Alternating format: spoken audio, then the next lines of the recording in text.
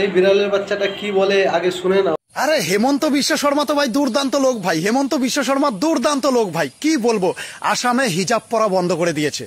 মেয়ে মানুষ হিজাব পরে স্কুলে যেত, হিজাব পরে কলেজে যেত।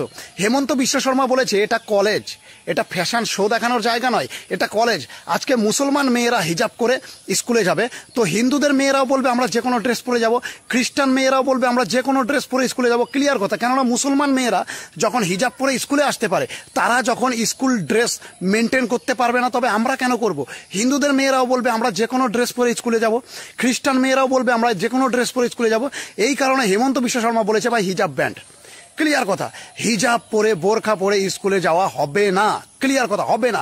স্কুল হলো পড়াশোনা করার জায়গা, কোনো ফ্যাশন শো দেখানোর জায়গা নয়, কোনো ফ্যাশন শো দেখানোর জায়গা নয়। সোজাসুজি কথা, হিজাব ব্যান্ড ভাই আসামে। হেমন্ত বিশ্ব শর্মা কি করছে না করছে তোর দেখার কি? এক নম্বর কথা। দু নম্বর কথা হলো কলেজের যেগুলো স্টুডেন্ট থাকে তাদের কোনো ড্রেস থাকে না কলেজের। আমি কলেজের বলছি, তুইও কলেজের বলেছিস তাই বলছি, কলেজের কোনো ড্রেস থাকে না। তাই তুই হিজাবের কথা বলতে চাস না মুসলমানের কথা? টপিক তো হলো তোর মুসলমান নিয়ে কথা, আর যেখানেই দেখি তোর ভিডিও বানাস তুই মুসলমান, আর ওই বাসের ঝাড়ে বানাস। কেন বানাস? তুই কিন্তু পাক্কা মাল, তুই মাল হলি বাংলাদেশি মাল।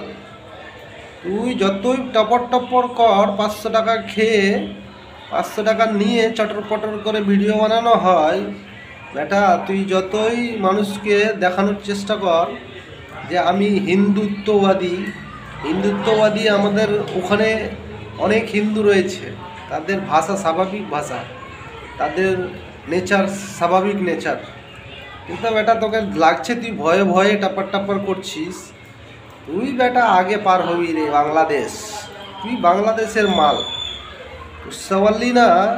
খুব পটর পটর হচ্ছে তোর, আর সব সময় হিন্দু মুসলমান নিয়ে কথা।